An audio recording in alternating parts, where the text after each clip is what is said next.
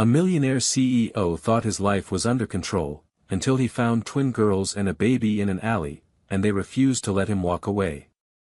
The day had begun like any other for Aidan Ford, the powerful and polished CEO of Ford Global. His schedule was tightly packed, his driver waiting outside at exactly 7 a.m., and his assistant already texting updates by the time his espresso finished brewing. The city was gray that morning, with a thick fog curling between the buildings like smoke. Aidan had chosen to walk the last few blocks to clear his head before a crucial meeting. His light beige suit stood out sharply against the dull backdrop of the city. As he took a shortcut through a narrow alley between two old brick buildings, a route he never used but took that day on impulse, he caught sight of something that made him pause mid-stride. Huddled against a graffiti-covered wall were two little girls, maybe 6 years old, identical in every detail, brown hair tangled with wind, green eyes wide and frightened, bare knees scraped and dirty. They clung to each other like anchors in a storm. In the arms of one girl, bundled tightly in a faded blue blanket, was a baby, no more than 6 months old, crying weakly but steadily. The scene hit Aidan like a fist to the chest. These children didn't belong here. Not in this alley. Not alone. He approached cautiously, hands slightly raised as though not to scare them, though his $1,000 shoes were already soaked from the puddles beneath him. The girls flinched at first, their eyes darting toward the shadows, as if expecting someone else, someone they feared more than a stranger. "Hey," he said gently, kneeling down. "I'm not here to hurt you. Are you all right?" The one holding the baby didn't speak but looked up at him with an expression that didn't match her age, an expression of practiced silence and exhaustion. The other girl finally answered, her voice small and cracked. "We don't have anywhere to go." Aidan's mind raced. He asked their names. Lily and Skylar. Twin sisters. They didn't know how long they had been out there, only that they'd been sleeping behind dumpsters and eating whatever they could find. Their mother had died, they said, and their dad had left days ago, promising to come back and never returning. The baby was their brother, Benjamin. He had been crying on and off for hours, and they didn't know how to feed him anymore. Aidan stared at them, his throat tightening with something unfamiliar. He wasn't sure what disturbed him more, the facts of what he was hearing or the calm way they spoke, as if all of it were normal. He tried calling child services, only to be told there was no immediate placement available that could take all three together. The system was overwhelmed, the voice on the other end explained. He could wait at a nearby station, or a patrol car could collect them within a few hours. Aidan looked at the girls again, chilled to the bone, barefoot, the baby still crying, and felt something snap inside him. "No," he said aloud, to no one in particular. "They're not sitting here for 3 hours." He scooped Benjamin carefully into his arms, and when the girls hesitated, he said, "You're coming with me. Just for a little while. Somewhere warm. Somewhere safe." The twins looked at each other, then at him. Aidan Ford, the man known for his unshakable logic, for never making emotional decisions, had just made one without a second thought. And so, with 2 frightened little girls and a screaming infant in tow, he stepped out of the alley and into a day that would change everything he thought he knew about success, purpose, and family. Aidan didn't fully register the weight of what he was doing until the elevator doors of his building closed behind him, silencing the chaos of the city.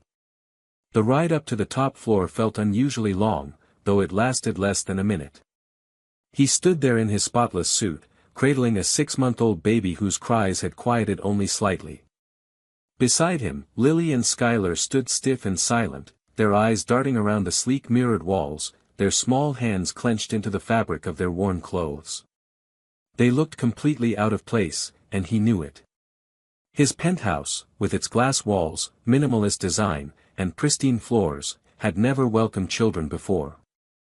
It had never needed to. When the doors opened, the girls hesitated before stepping out. "It's okay," Aidan said softly, motioning them in. "This is my home. You can stay here for now." They crossed the threshold with the hesitancy of children used to being unwelcome. The contrast was staggering, two frail little girls and an infant entering a space designed for silence and solitude. Aiden's assistant had texted 4 times about his missed meeting, but he didn't reply. Instead, he focused entirely on finding a blanket, something warm, something soft. His hands, usually steady with negotiations worth millions, shook as he unwrapped Benjamin's blanket and saw how thin and underfed the baby was. He laid the baby gently on the couch and asked the girls when they'd last eaten. "Yesterday morning," Skylar murmured, not meeting his eyes. Aiden went to the kitchen and opened the fridge, which offered nothing helpful: protein shakes, bottled water, a few containers of catered meals. No milk, no baby formula, nothing a child could or should eat. He left the twins on the couch with the television turned low on a cartoon channel and wrapped Benjamin in a fresh towel, then took the baby in his arms and headed back to the elevator. On the way down, he placed an emergency grocery order on his phone and called a nearby pharmacy. He didn't care what it cost, he just needed it immediately. Within half an hour, he returned with bags full of diapers, formula, snacks, juice, wipes, and clothes. The clerk had looked at him strangely, asking if everything was all right, and for the first time, he had no rehearsed answer. Back upstairs, he made bottles for the baby using the instructions on the formula box, his expensive shirt streaked with milk by the time he figured out how to screw the cap on right. When he handed it to Benjamin and the baby latched on hungrily, a strange feeling flooded through him, part awe, part guilt, part protectiveness he didn't know he was capable of. Lily and Skylar sat at the kitchen island with juice boxes and crackers, watching him in stunned silence. Eventually, Lily spoke up. "Why are you helping us?" Her voice wasn't angry. It wasn't even curious. It was cautious, the kind of question that expected abandonment. Aiden paused. "Because someone should have already," he said. "And because I don't want to walk away from you." The girls didn't smile, but something shifted. He saw it in the way Skylar leaned slightly toward her sister instead of pulling away. He saw it in the way Lily began to relax her grip on her plastic cup. These were small signs, but they mattered. Later that evening, he got them into warm baths, an experience that took every ounce of his patience, and laid out new clothes on the bed in the guest room. He had no idea if they'd fit. When they emerged, hair damp, cheeks pink from the warmth, they looked like different children. Still unsure, still scared, but no longer cold. No longer outside. He put Benjamin in a borrowed crib, a delivery rushed from a local store, and sat in the hallway afterward, his head in his hands. The reality of what he had done was beginning to settle in. These children had no one. And by taking them in, even temporarily, he had become someone. It terrified him. But it also gave him a sense of clarity he hadn't felt in years. When he finally walked past the guest room, he saw the girls curled up together on the bed, the baby sleeping soundly between them. Aiden leaned against the doorframe and watched them breathe. He had run an empire, traveled the world, and sat at tables with presidents and kings. But tonight, watching 3 children sleep in a room that wasn't built for them, he felt the weight of something far more profound. Responsibility. And a strange, quiet hope that maybe, just maybe, he was about to become something more than a man in a suit. Morning arrived with soft light breaking through the tall windows of Aiden's penthouse, illuminating the modern furniture and polished floors that still looked untouched despite the presence of 3 children. Aiden had barely slept. He had sat awake most of the night in the armchair beside the guest room, watching over them, listening for any signs of distress. His mind, usually filled with numbers and strategy, was now swimming with images of tiny hands, soft whimpers, and the constant question echoing inside him, what now? He had taken them in impulsively, yes, but not carelessly. And now, he had to figure out what it meant to keep them safe, not for one night, but maybe for many more. The girls woke slowly, blinking at the bright light, their bodies still wrapped around the baby who had miraculously slept through the night. Aiden made oatmeal for breakfast, not because he knew how, but because it seemed simple enough, and he had found a recipe online at 3 in the morning. He nearly burned it, added too much cinnamon, and forgot to check if the girls were allergic to anything, but when he placed the steaming bowls on the table and motioned them over, they came. Quietly. Carefully. As though waiting for the permission to belong. They ate slowly, glancing up at him from time to time as if trying to understand who he was when he wasn't rescuing them from an alley. He tried to make conversation, asking simple things, what shows they liked, if they had favorite colors, whether Benjamin liked music. Skylar, more guarded, gave short, clipped answers. Lily was a little more open, occasionally nodding or whispering, but both girls still held that layer of practice distance, the kind that came from being let down too many times. After breakfast, Aiden sat down and called his legal team. He explained the situation, not with the urgency of a man needing a contract signed, but with the deep discomfort of someone revealing a part of himself he'd kept hidden for too long. The lawyer on the other end was stunned but assured him they'd look into temporary guardianship extensions and the first steps toward long-term custody options. But there would be complications, background checks, home visits, assessments, and potential family members who might come forward. The system didn't move quickly, and children could be moved at any moment if someone deemed it in their best interest. Aiden's hand tightened around the phone. He had never felt so powerless in his life. Not in business. Not in negotiation. But this was different. These were lives, not assets. And the thought of the girls being taken from him, sent to a shelter or split up across foster homes, made something primal rise inside him, a kind of protectiveness he hadn't known he possessed.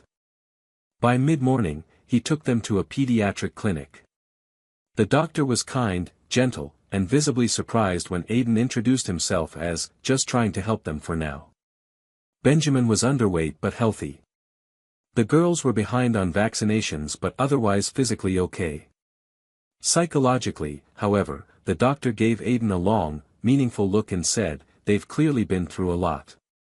Stability is everything now. Even more than food." That word, stability, echoed in Aiden's mind as they returned home. His penthouse was elegant, secure, and spotless, but was it stable? He had built a life of success and efficiency, but not of warmth. He thought about the empty second bedroom, the fact that his fridge had never once stored juice boxes or fruit snacks, the absence of any framed photos on his walls. His world had been curated for solitude, and now it had to become something it had never been, a place that felt like home. That evening, he let them help him decorate. He brought out boxes from storage, old art pieces he never hung, a few dusty vases, and let them pick where things should go. Skylar lined books on the coffee table in rainbow order. Lily placed a plant by the window.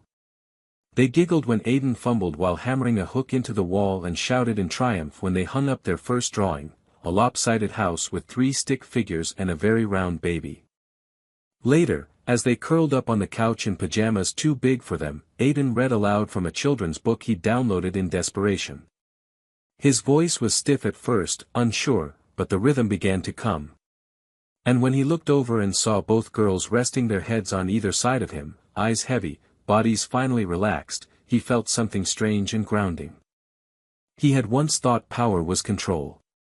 Now, as he sat in a circle of warmth, chaos, and the fragile beginnings of trust, he realized true power was presence. Not knowing what to do and staying anyway. Not being perfect and showing up anyway. And in that moment, he made a quiet promise, he wouldn't let them go. Not without a fight. Not while they still needed someone to choose them without condition. The days that followed fell into a strange, fragile rhythm. Aiden found himself waking up earlier than usual, not to read market reports or draft emails, but to warm bottles, check for missing socks, and carefully brush tangles from 2 small heads of brown hair. His mornings no longer began with news alerts or international phone calls, but with tiny voices calling his name from the hallway, or the low, tired cries of baby Benjamin needing to be fed. The structure of his life had been completely rewritten, not by decision, but by necessity. And he didn't resist it. In fact, he began to crave the simplicity of these chaotic, honest new routines. He quickly realized that children didn't fit neatly into the blocks of time his calendar was used to. Nothing about caring for 3 young lives was predictable. Some days were easy, full of laughter, coloring books, spilled juice, and cartoons. But other days brought tantrums that erupted out of nowhere, inconsolable tears from the baby, and hours spent trying to coax the girls into sleep when they were clearly haunted by things they wouldn't say aloud. Aiden was used to solving problems with meetings and logic. Now, he was learning that sometimes all he could do was sit beside them, quietly, until the storm passed. And sometimes, that was enough. At night, once the children were finally asleep, he would stand in the hallway outside the guest room for long minutes just listening to their breathing. There was a stillness to those moments that he couldn't quite name, equal parts peace and fear. He was doing something he had never trained for, something far removed from the world he had once believed made him powerful. And yet, every time Lily reached for his hand without thinking, or Skylar laughed at something he said, or Benjamin fell asleep curled against his chest, he felt like he had stepped into a part of himself that had been dormant for years. Still, not everything was easy. His work life had started to fray around the edges. His board had questions. Investors were unsettled. His assistant, who had loyally followed his every instruction for years, began sending messages that sounded more and more like veiled concern. "You missed a call with Tokyo," one message read. "Do you want me to reschedule or delegate?" He didn't reply. Not because he didn't care, but because he was beginning to realize that maybe, for once, the business could wait. One evening, as he was cleaning up spilled cereal from under the kitchen island, he found Lily sitting on the floor in the corner, hugging her knees. When he knelt beside her and asked what was wrong, she looked up at him with eyes far too old for her age and said, "People always leave." He didn't know what to say at first. Every sentence that came to mind sounded too big, too permanent, or too empty. So instead, he just sat beside her and said quietly, "I'm here now." She didn't respond, but after a few minutes, she leaned her head against his shoulder. He didn't move until she did. The next day, they drew pictures together. Aiden wasn't good at it, but the girls didn't care. They laughed when he messed up the hands or made animals look ridiculous. At one point, Skylar handed him her drawing and said, "It's our new house." It was a stick figure version of his penthouse, complete with big windows and a smiling sun. "You drew me?" he asked, pointing to the tall figure. She nodded and said simply, "Because you didn't go away." He stared at the paper longer than he meant to, his throat suddenly tight. That night, after putting the kids to bed, he stood in front of the mirror in his bedroom. His suit jacket was still hanging over the chair where he had tossed it 3 days earlier. His tie hadn't been touched. The reflection staring back at him was tired, with dark circles under his eyes and a kind of uncertainty he wasn't used to seeing. But there was something else there, too. A softness. A depth. A man who had made a decision that couldn't be undone, and didn't want it to be. He was beginning to understand that love, the real kind, didn't arrive with fireworks or declarations.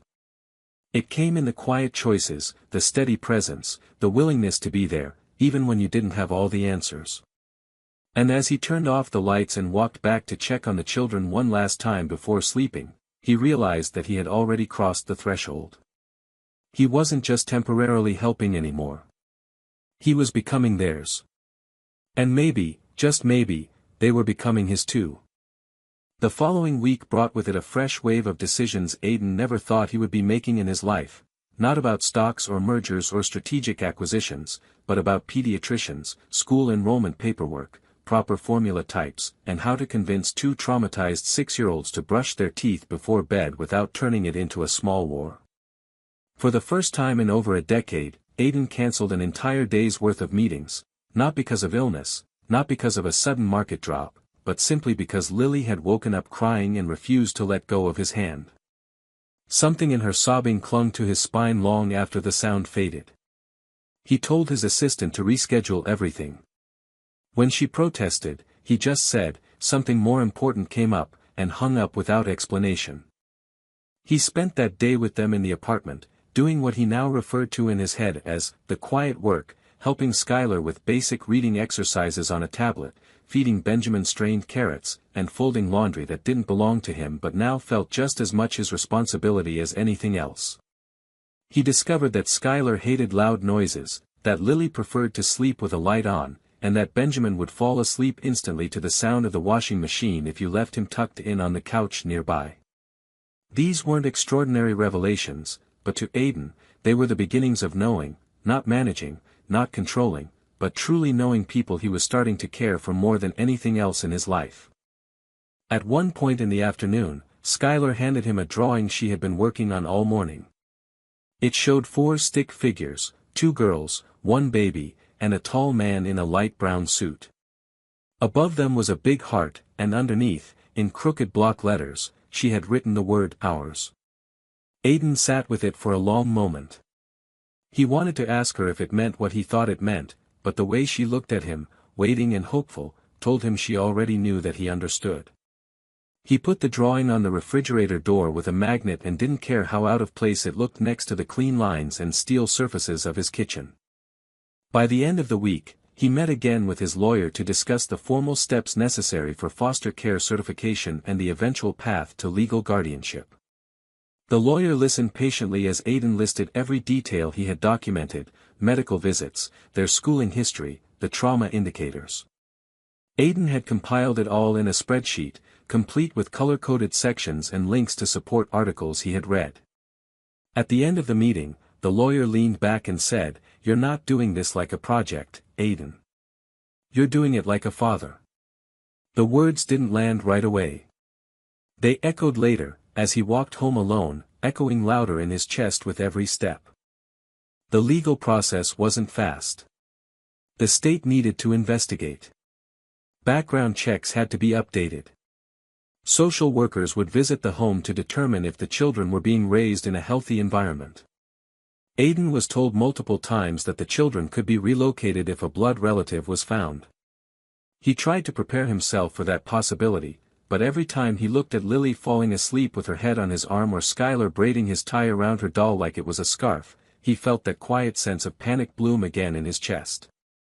That weekend, Aidan took them to a park, not a private country club lawn or manicured rooftop garden, but a real, messy, loud city park filled with laughter, noise, and 100 other families.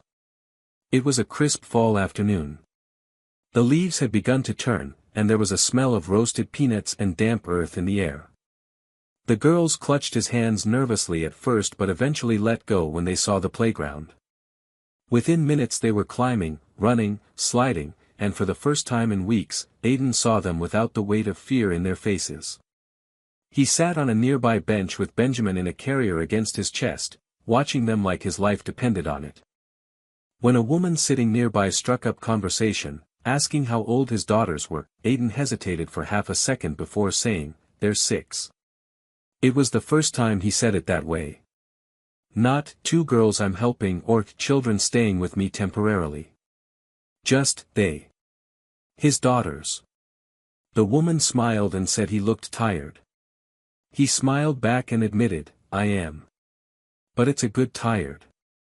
That night, back at the apartment, as he helped them into pajamas and read their favorite story for the 5th time in a row, he noticed something subtle but powerful. They didn't ask if he would still be there in the morning. They didn't need to anymore. And in that, he realized the shift had already happened. It wasn't about blood or paperwork. It was about consistency. About showing up again and again until doubt had nowhere left to hide. He tucked them in, turned off the light, and as he stepped out of the room, he heard Skylar whisper to Lily, "I think we found our home." Aidan stopped in the hallway and pressed his hand to the wall, holding back the ache in his throat. He didn't need permission. He didn't need more time. He already knew. They were his. And he would never let them go. Aidan was beginning to understand that fatherhood wasn't something that arrived all at once.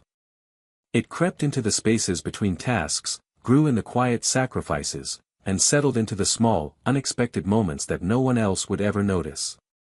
It was when he remembered to cut the crust off Skylar's sandwich because she didn't like the texture.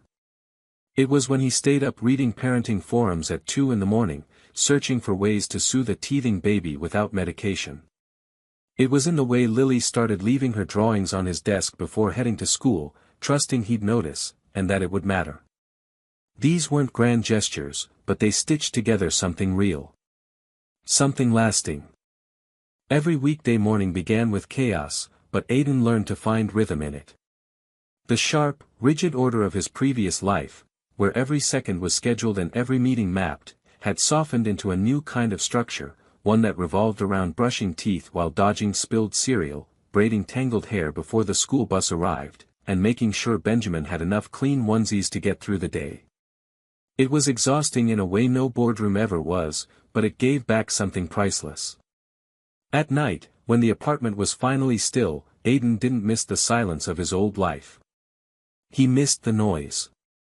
He missed them. Social workers had begun their visits, arriving with notebooks and polite questions and long glances across the space that was now filled with toys, child-sized chairs, and a fridge covered in finger paintings. Aiden had expected to feel judged, but instead he felt proud. Proud of how far they'd come. Proud that the home no longer looked like it belonged to someone afraid of love. He answered every question honestly, no embellishments, no performances. He didn't want approval based on illusion.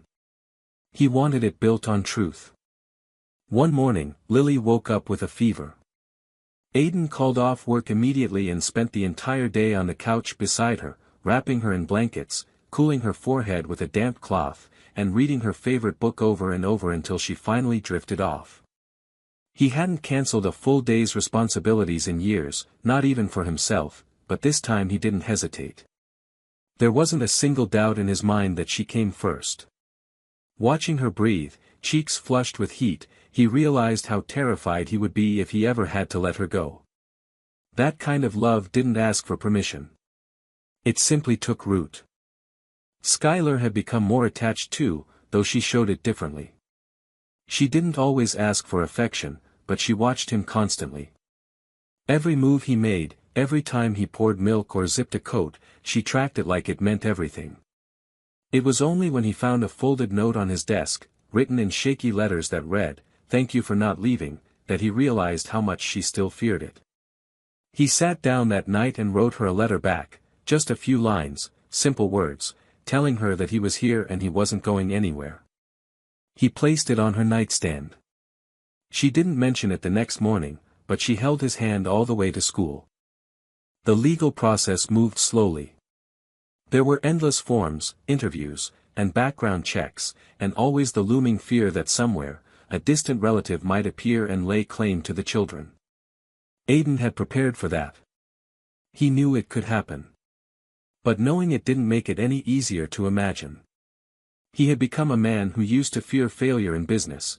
Now he feared losing a bedtime routine, a Saturday at the park, the sound of laughter echoing off his once sterile walls. Benjamin was thriving. The baby had gained weight, started sitting up, and giggled every time Aiden tried to feed him with exaggerated sound effects. Aiden didn't know when it had happened, but somewhere along the way, Benjamin had stopped feeling like someone else's child. He had become his son in every way that counted. He held Aiden's thumb tightly when falling asleep, turned his head toward his voice in a crowded room, and stopped crying when Aiden walked in. The bond wasn't forced. It had formed naturally, silently, until it became undeniable. On a rainy Thursday evening, the four of them were gathered in the living room. The girls were building a blanket fort while Benjamin napped nearby.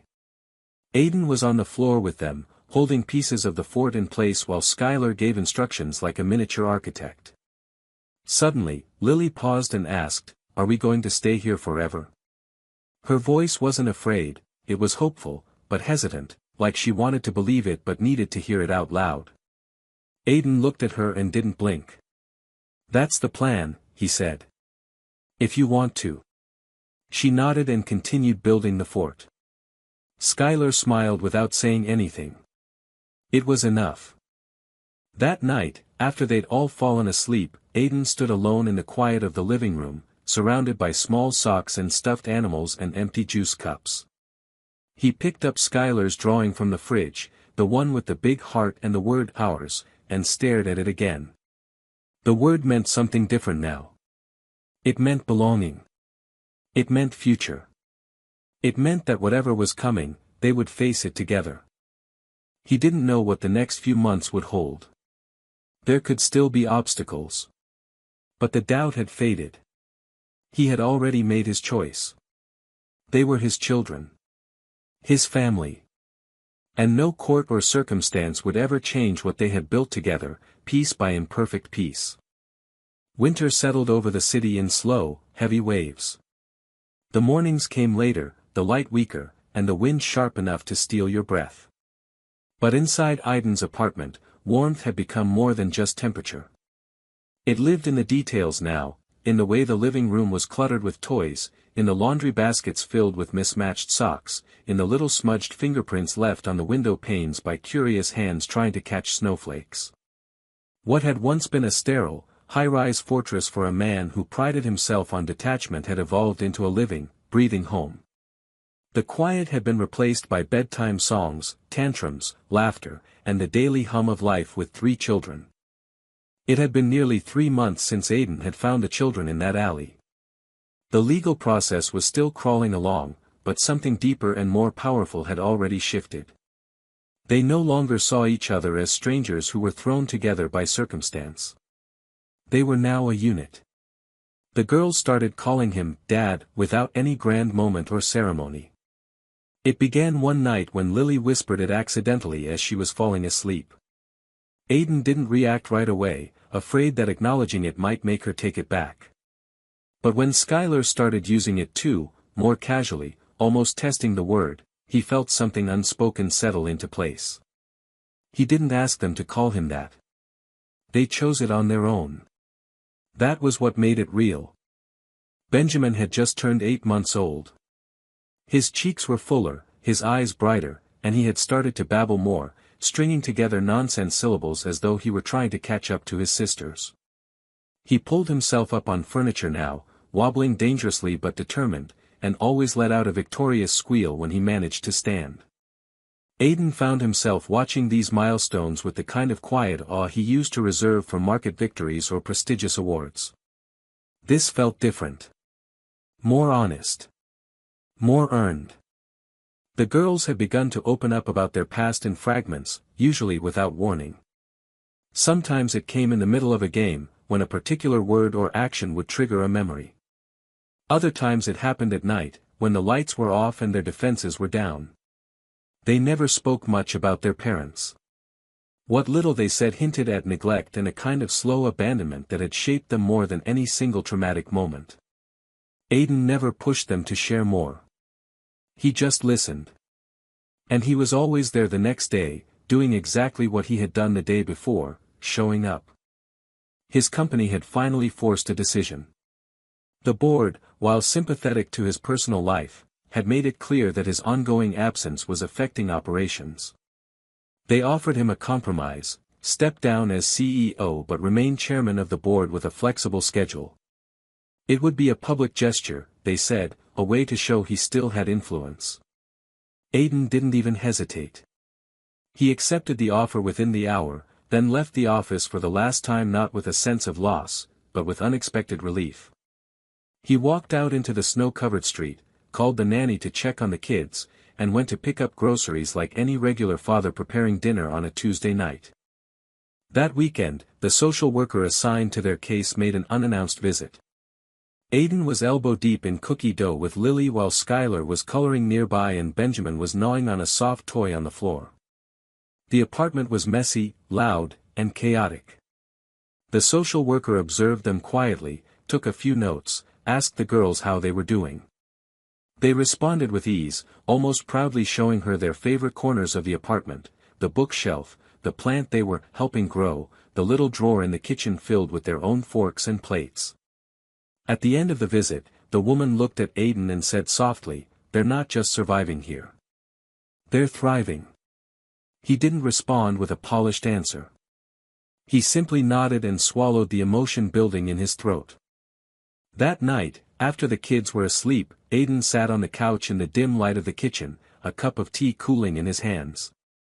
He stared at the small photograph Lily had taken with his phone and insisted they print, the four of them at the park, bundled in coats, faces pressed close together in a haphazard, imperfect family portrait. There was snow in Lily's hair, Skylar was mid-laugh, and Benjamin's mitten was half off. Aiden looked tired, maybe even unsure. But he was smiling, not for the camera, but from something much deeper. It wasn't just happiness. It was peace. He realized then that nothing about this life was what he had planned. It wasn't polished or efficient or predictable. It was messy and loud and inconvenient. But it was his. Fully, completely his. And no matter how many legal forms still needed signing, no matter how many visits or reviews stood ahead, in his heart there was no longer any question. This was his family. And he was already exactly where he was supposed to be. The final court hearing had been scheduled for a Wednesday morning, the kind of cold, pale day when even the sky looked hesitant. Aiden woke up before dawn, not because of nerves, but because his body had long since adjusted to the quiet rhythm of fatherhood, early mornings, soft footsteps in the hallway, the familiar sound of Benjamin stirring in his crib. He stood at the window in his kitchen with a cup of coffee in his hand, watching the sun slowly rise behind the buildings, its gold light filtering through the glass and painting the walls in warmth. Today was the day everything would either become official or fall apart. But in Aiden's mind, the decision had already been made. Not by the court, but by time. By the trust that had formed slowly between him and the children. By every bedtime story, every tear wiped away, every moment he had chosen to stay. The kids didn't sense his anxiety, or if they did, they didn't let it show. Lily and Skylar were excited, giddy even. They had picked out matching dresses with glittery sleeves and asked Aiden to fix their hair in double braids, which he did, albeit clumsily. Benjamin was bundled in a tiny navy suit that made him look like a doll, chewing happily on the edge of his toy giraffe as if the day ahead was just like any other. To them, this wasn't a courtroom or a legal process. It was just another chapter in a story that had already begun months ago, the moment Aiden had bent down in that alley and said, "You're coming with me." At the courthouse, the atmosphere was more somber. They passed security, took the elevator, walked the polished hallway to the family court, and sat on a long bench outside the hearing room. The children stuck close to Aiden, quiet now, watching the people around them. Other families waited too, some tense, others indifferent. Aiden had been through more negotiations than he could count, but this was different. He couldn't strategize his way through this. He had already given everything, his time, his heart, his future. Now all that remained was the judge's decision. The courtroom itself was smaller than Aiden had expected. Wooden benches, a high bench for the judge, a scattering of officials, and a clerk with a kind voice. When their case was called, Aiden stood and took the children with him to the front. The judge was an older woman, with sharp eyes and a tired expression, someone who had seen too many stories like this one and had learned not to trust easily. But as she read through the case file, glanced at Aiden's records, reviewed his background, and listened to the social worker's final recommendation, something softened in her face. She asked him questions. Why he had taken them in. Whether he understood what permanent guardianship meant. Whether he knew the responsibility wasn't temporary. He didn't flinch. His answers were steady, honest. He told her he had found 3 children in an alley and discovered a piece of himself he hadn't known existed. He said he wasn't perfect, that he had made mistakes, that every day was hard and unpredictable, but that he had never, not once, considered walking away. He told her he loved them. All 3 of them. And that they were not a burden. They were his life. The room fell silent after he finished speaking. The girls held on to his hands, one on each side, and Benjamin let out a loud hiccup that made everyone in the courtroom smile. The judge looked at them for a long moment, then at Aiden again, and finally spoke the words he had been waiting for. She approved the adoption. Permanently. Irrevocably. Legally and fully, the children were now his. Lily burst into tears. Skylar smiled in a way Aiden had never seen before, pure, uninhibited joy. Benjamin laughed, unaware of the gravity of the moment, and slapped his toy against the wooden table in celebration. Aiden's hands shook as he signed the final papers, not from fear, but from relief, from gratitude, from the staggering realization that this moment would define him more than anything else he had ever accomplished. Outside the courthouse, the wind had picked up, but it didn't feel cold. They walked together down the steps, hand in hand, as if gravity itself had changed. Aiden felt it in his bones. He was no longer just a man trying to do the right thing. He was a father. No longer temporary, no longer waiting for permission. It was done. It was real. It was forever. They went to the small diner down the block to celebrate, the kind of place Aiden never would have entered a year ago, but now felt like the perfect choice. The kids ordered pancakes and hot chocolate. He let them eat whipped cream straight from the can. They laughed and made a mess. Benjamin flung a spoon across the table and nearly hit a waiter. Aiden didn't care. He smiled through all of it, memorizing every detail. Later that night, back at home, the girls insisted on a family movie night. They all curled up on the couch in one big tangle of blankets and limbs. Aiden didn't even make it halfway through the movie before Lily fell asleep on his shoulder and Skylar on his chest. Benjamin was already in his crib, out cold, his breathing slow and even. Aiden didn't move. He sat there in the dark, the soft glow of the screen flickering across their faces, and realized something that brought tears to his eyes, not because he was sad, but because he finally understood. All his life, he had been chasing legacy, building empires, collecting titles.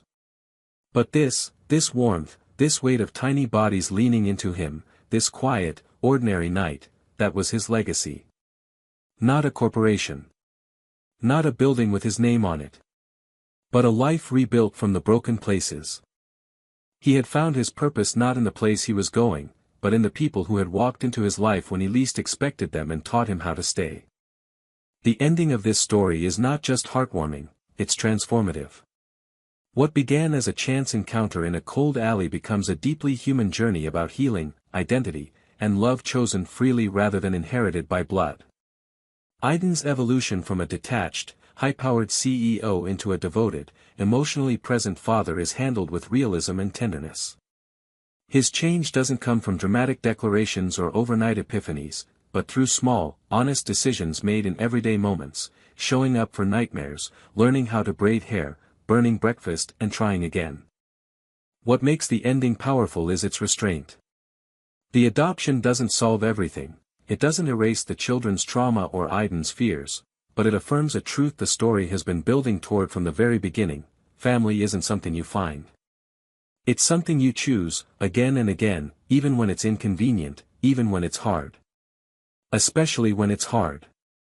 In a world where so many stories rely on grand gestures, this one stands out by honoring the quiet ones, the late-night feedings, the whispered reassurances, the drawings taped to the fridge.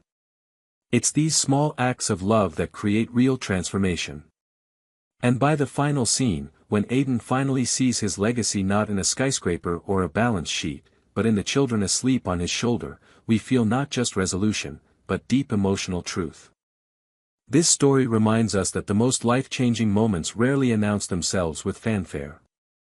Sometimes, they begin with a single decision to care, and never stop. He thought he lost them forever, until a little girl with his eyes cried outside a school, and everything unraveled. Blake Walker didn't believe in fate. He believed in numbers, in data, in systems and strategies. The world of billion-dollar decisions left no room for randomness, and certainly none for emotions. His schedule was his shield, his armor. Every minute of every day was accounted for.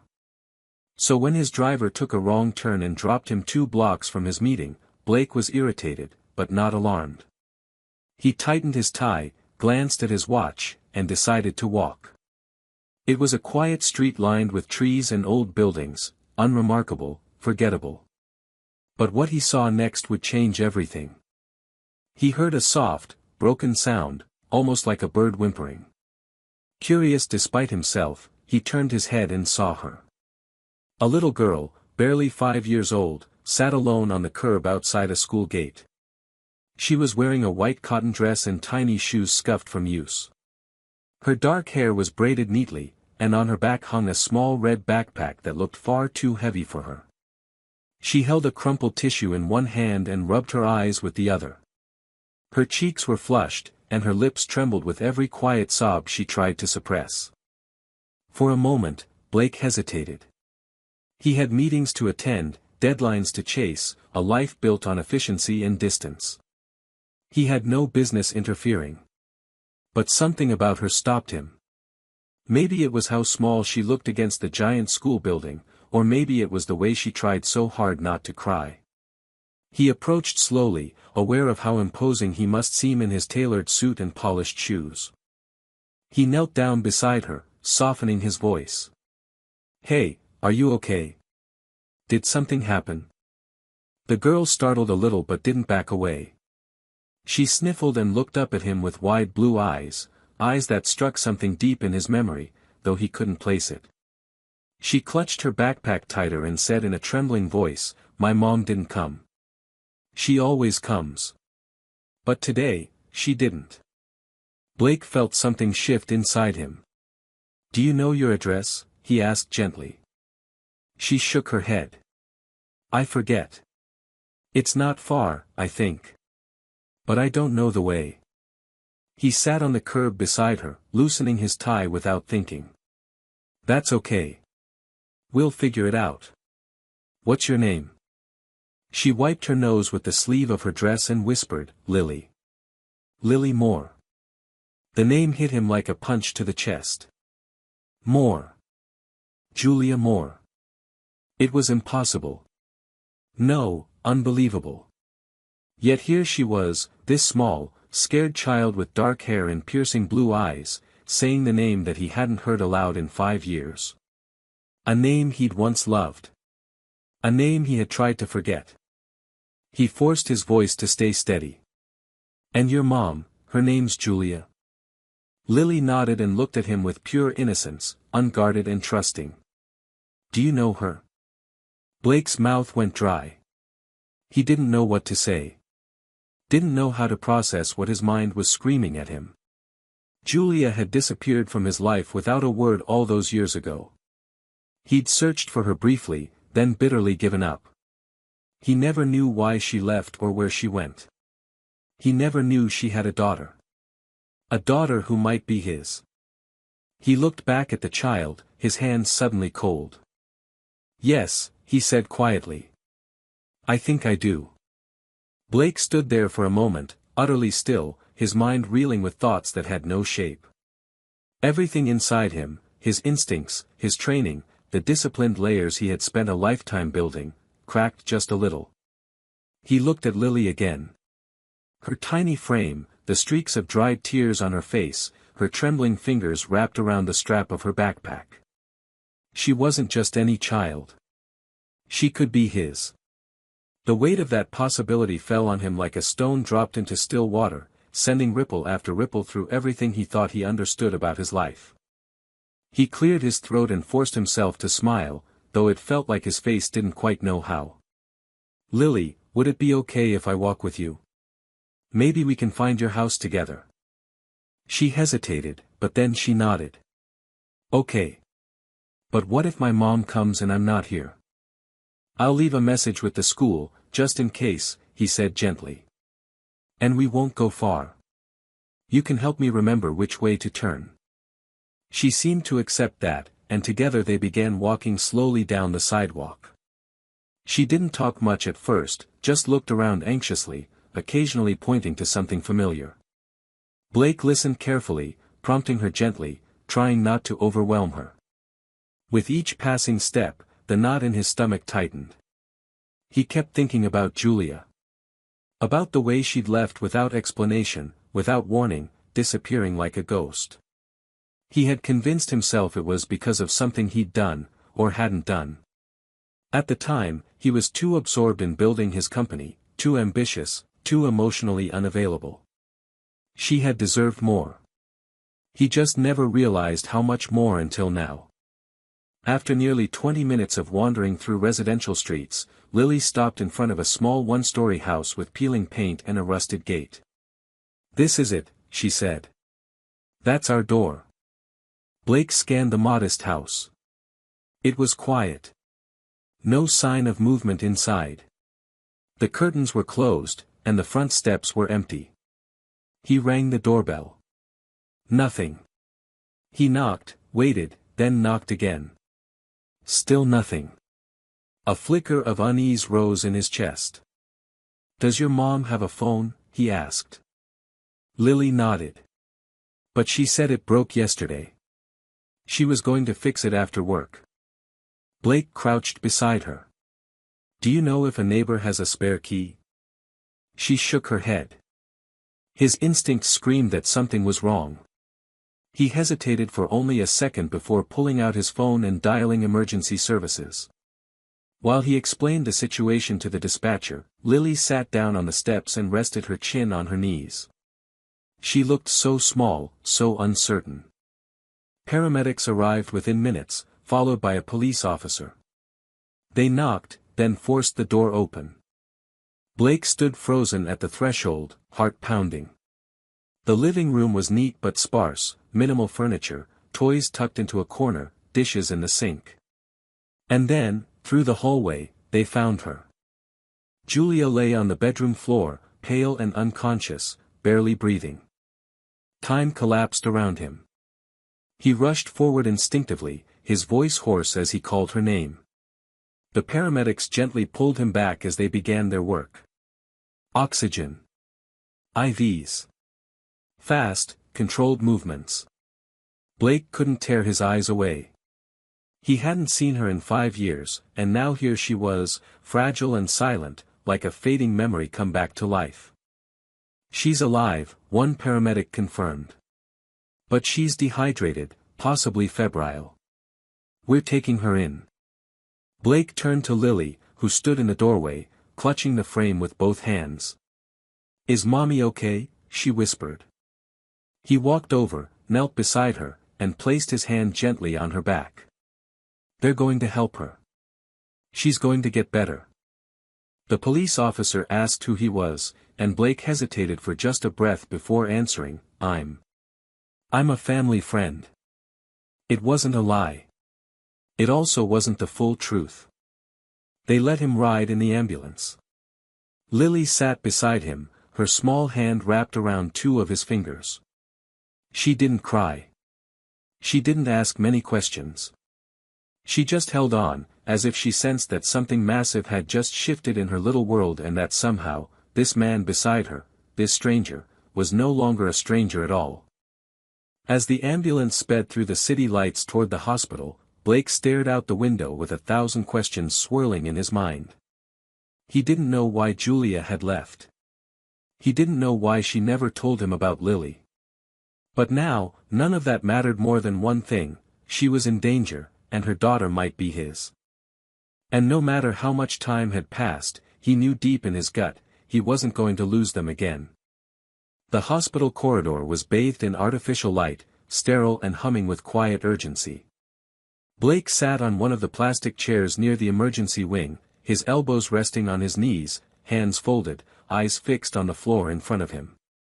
Lily had fallen asleep with her head on his lap, her tiny body curled up like a kitten after the emotional exhaustion of the day. He didn't dare move.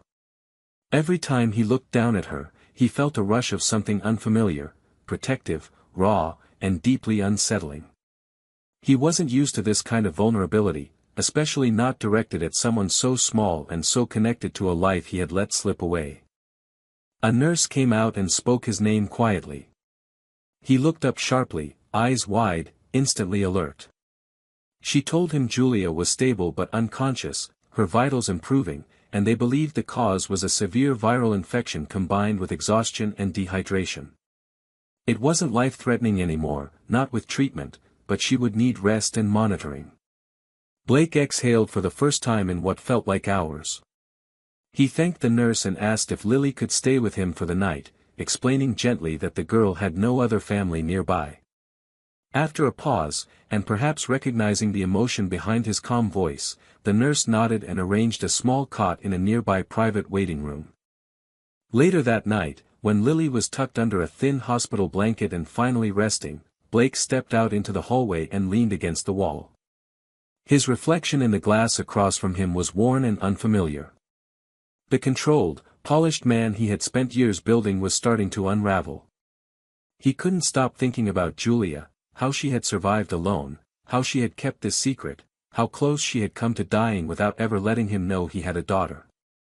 He called his assistant and cancelled his next 2 days of meetings, something he had never done before. His assistant stammered in surprise, but Blake didn't offer an explanation. For once, he didn't care how it would look to shareholders or partners. All that mattered now was the woman unconscious in the hospital room down the hall, and the little girl who might be his child. The next morning, he requested a private meeting with the doctor and asked if they could run a paternity test. He didn't want to put Lily through anything invasive or frightening, but he needed answers. He needed confirmation. The doctor agreed and arranged for a simple cheek swab that Blake gently explained to Lily as a silly cotton test.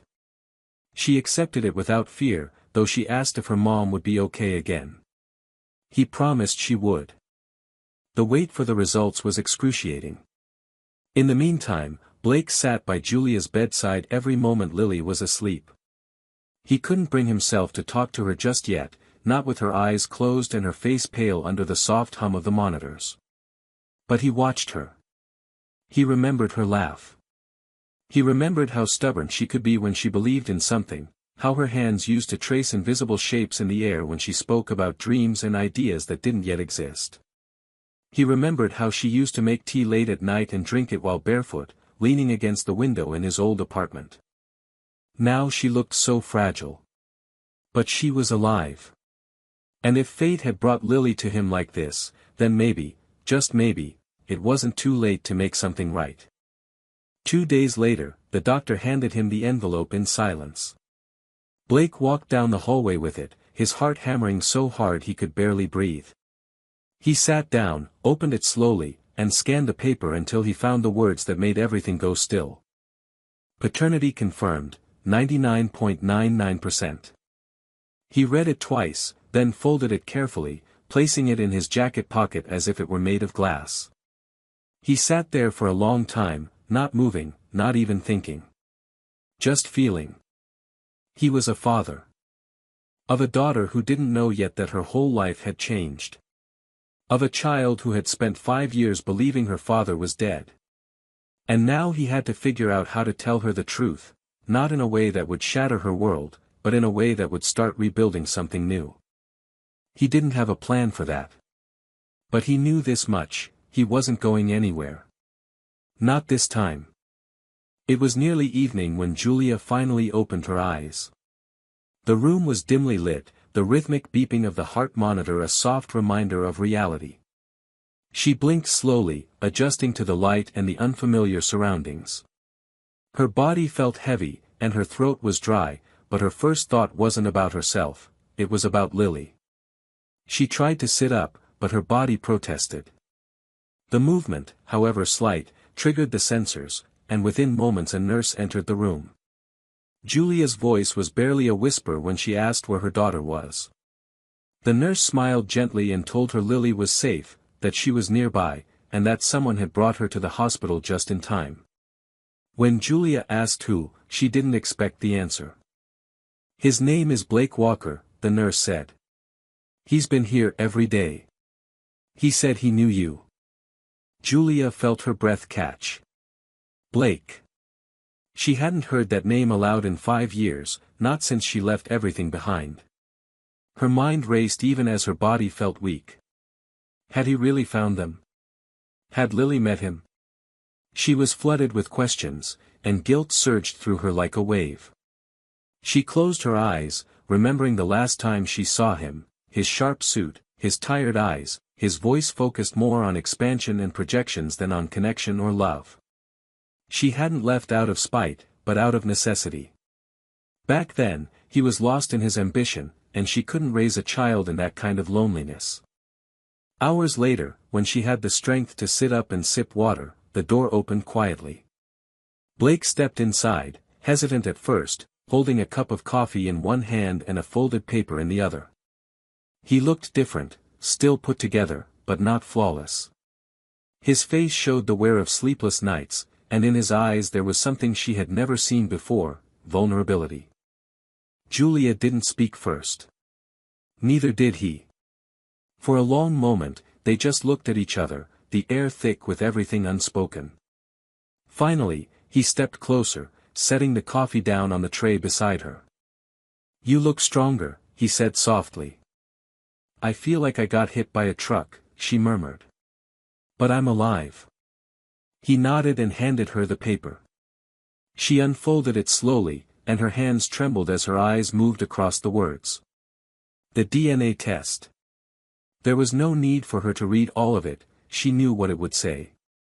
Still, seeing it in print, seeing the confirmation of what she had hidden for so long, made her eyes fill with tears. "I'm sorry," she said, her voice breaking. "I didn't know how to tell you. I didn't know if I should." Blake pulled a chair closer to her bedside and sat down. "You should have," he said, not with anger, but with quiet pain. "But I'm not here to punish you. I just needed to know. And now I do. I didn't want her to grow up being part of a world that would forget her. You were so far away, Blake, emotionally. You weren't ready for her. And I was scared. I was scared she would just be another thing on your calendar." He lowered his head and rubbed the back of his neck. "I probably would have been. Back then. I was a machine. Everything had to fit into some plan. But when I saw her crying outside that school, I didn't think about meetings or the market. I just saw a little girl who needed someone." Julia studied his face and realized how much he had changed. He wasn't perfect. He still looked exhausted, like he carried too much inside. But he was here. And that mattered more than anything. "She doesn't know," Julia whispered. "She thinks you died." Blake's jaw tensed, and his eyes glistened. "I know. She told me. And I didn't correct her. I didn't want to confuse her. I thought, maybe when you were ready, we could tell her together." Julia nodded slowly. She reached for his hand, weakly, and he took it without hesitation. It was the first time they had touched in years, but it felt as natural as if no time had passed at all. Neither of them spoke for a while. They didn't need to. In that quiet room, with monitors beeping softly in the background, something old broke apart and something new quietly formed. They had been broken, yes. But they were not beyond repair. Lily sat on the edge of the hospital bed, her legs swinging slightly above the floor, a picture book open in her lap that she wasn't really reading. The lights were softer now, the air no longer tense with fear but thick with questions neither of them had asked yet. Julia watched her daughter from the chair nearby, still weak but stable. Every time she looked at Lily, she felt both overwhelming love and aching guilt. It had been 5 years of holding a secret she could barely carry, 5 years of looking into her daughter's eyes and telling her a version of the truth that was easier to live with than reality. She had always thought she was protecting Lily, but now she wasn't so sure. Especially not after Blake had walked back into their lives and looked at Lily as if she were his entire world. Blake arrived quietly, holding a small bag of snacks and coloring books. He knocked lightly on the frame before entering, giving Julia a look that asked permission. She nodded. Lily looked up and smiled, already comfortable with him in a way that confused and amazed Julia. He sat down beside her, placing the bag on the bed, and Lily immediately rummaged through it, choosing a glittery purple pencil and a notebook. She didn't say much, but she didn't need to.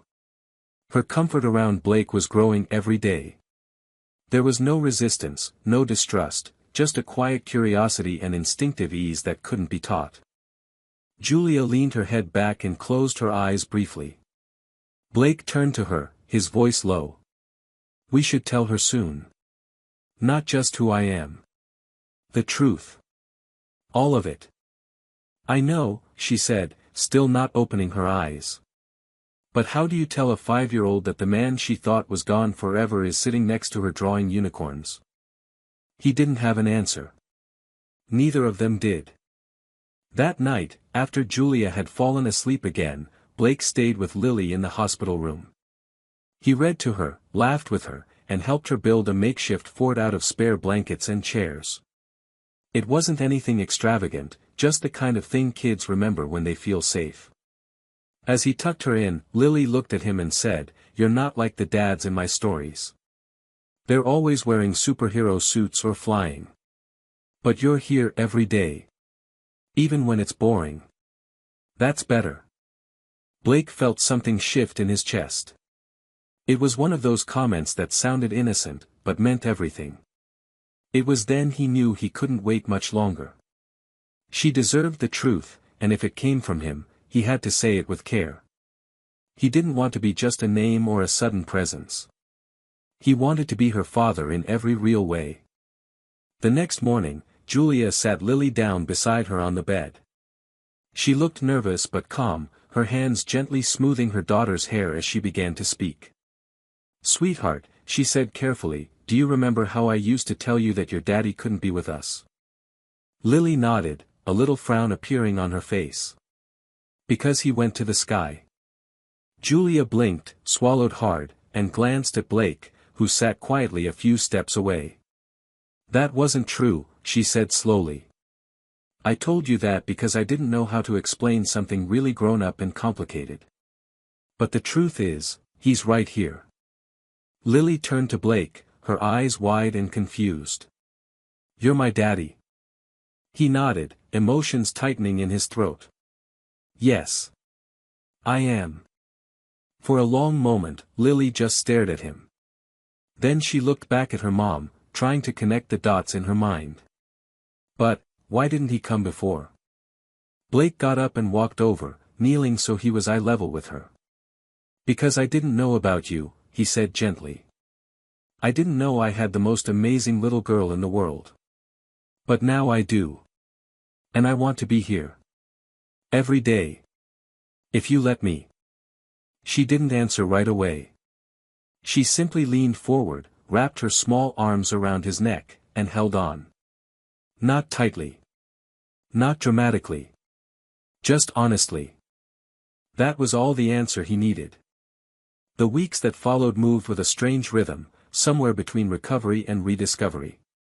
Julia was discharged from the hospital with strict instructions to rest, and Blake insisted on helping with everything, refusing to let her return to the small, worn-down house alone. He arranged for a rental apartment in a quiet, well-kept neighborhood, furnished it himself with care and subtlety, not making it extravagant but making sure it felt warm and safe. Julia protested at first, out of pride and uncertainty, but when she saw Lily's face light up as she explored the little bedroom filled with books and cozy blankets, she softened. It wasn't about luxury. It was about starting again. Lily adapted quickly, as children often do, though every now and then she'd stop in the middle of coloring or brushing her teeth to ask a quiet question like, "Are you still going to be here tomorrow?" or "Did you miss me before you knew me?" Blake never lied. He answered every question with truth wrapped in love, never giving her more than she could hold, but never hiding from her either. He spent hours learning what she liked, what made her laugh, what frightened her. They built pillow forts and made pancakes that turned out lopsided. He picked her up from school and sat in miniature chairs during parent meetings. He read bedtime stories he didn't understand and let her draw rainbows on his expensive work folders without flinching. Julia watched it all unfold from the sidelines at first, still unsure if this was something real or just a momentary burst of guilt and obligation. But Blake didn't falter. If anything, he became softer, more human, the farther he stepped away from the towering empire he'd spent his life building. He answered calls less often, turned down meetings more frequently, and even skipped a major tech summit to take Lily to her first ballet recital. The man who once thought love was a weakness now let it guide every step. Still, there were moments of tension. Julia had built her life alone for 5 years, and now there was another adult making decisions. They argued once, quietly but sharply, about Lily's bedtime routine. Another time about whether she should go to private school or stay where her friends were. Each disagreement came from a place of care, and eventually they learned to listen, not just to speak. Blake wasn't trying to take over, he just wanted to be part of the whole, even if it meant unlearning how he'd always done things. One night, after Lily had gone to bed and the apartment was wrapped in quiet, Blake found Julia on the small balcony, wrapped in a blanket, staring at the dark skyline. He brought her tea without saying a word and sat down beside her. For a long time, they didn't speak. The city stretched out below them, and the stars blinked in the sky above. "I thought I was protecting her," Julia finally said, her voice low and even. "From you. From the life you were building." It looked like a world with no space for mistakes. No space for children. Blake rested his elbows on his knees and looked down. "It was.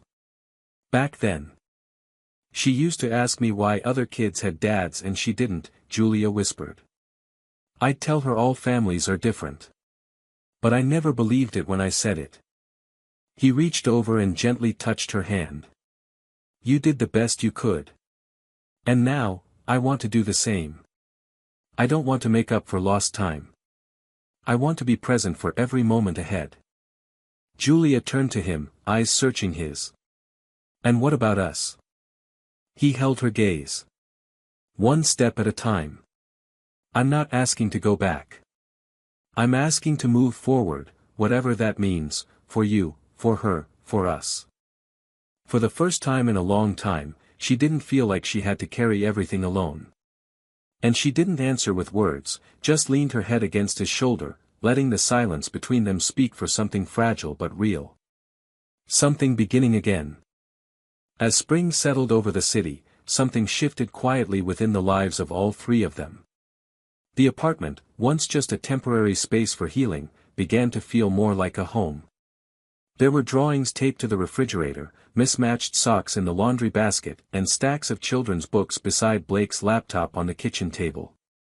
He had begun working from home more often, attending only the most critical meetings in person and spending the rest of his hours surrounded by soft footsteps, giggles from the hallway, and Julia's occasional teasing remarks from the kitchen as she tried to recreate old recipes she used to make when they were together. Lily thrived. She had always been a bright, imaginative child, but now her eyes sparkled more often, her laughter rang louder, and she carried herself with a growing confidence that hadn't been there before. She told everyone at school that her daddy made the best pancakes and could carry her with one arm. Sometimes she'd bring home crafts and insist that Blake hang them in his office, which he always did without hesitation. It wasn't just play or performance, he meant every part of it. He was building something solid, day by day, moment by moment. Julia watched the change in both of them with a strange mix of joy and caution. She had learned not to trust peace too easily. For years, she had braced herself for disappointment, for absence, for people walking away. It was how she had survived. But the man who now read bedtime stories beside her daughter's bed didn't seem like someone preparing to vanish. He was different, not because he'd become softer, but because he had become more present. He listened more, spoke less, and showed up even when it wasn't convenient. One evening, as Lily slept soundly in her room, Blake and Julia sat across from each other on the living room floor, sorting through an old box of photographs she had kept hidden away. There were pictures of Lily as a baby, sleeping on Julia's chest, laughing in a plastic tub, clumsily chasing a balloon through the living room of their old apartment. Blake held each one carefully, as if afraid they might vanish if he blinked. He looked up at Julia, a quiet ache in his eyes. "I missed all of this," he said softly. "Every first.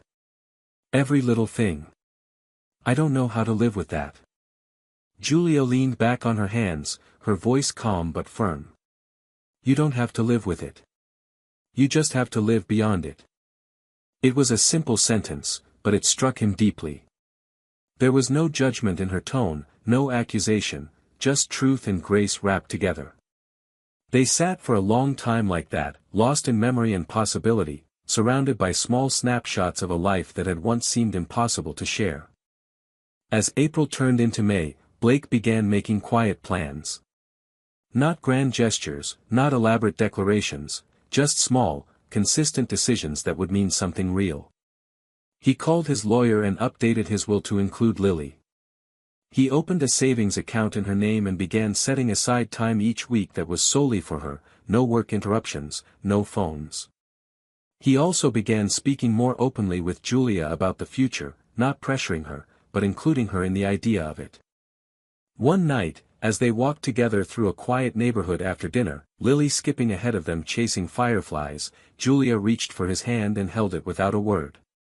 Blake looked over at her, surprised, but didn't ask why. He didn't need to. It was enough. For the first time in years, they were walking side by side toward something instead of away from it. The past still lingered, of course, like a shadow at the edge of their days. There were wounds that hadn't fully healed, and questions that didn't always have answers. But in the space between fear and forgiveness, they were learning to build again.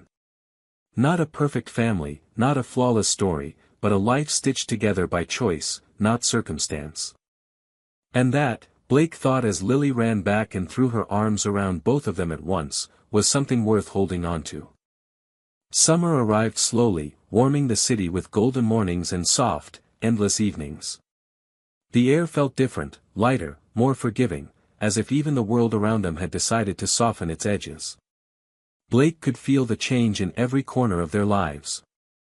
The apartment had evolved from a temporary solution into a quiet sanctuary, where the days moved with gentle certainty, and laughter became a familiar sound. He had never imagined himself in this kind of life.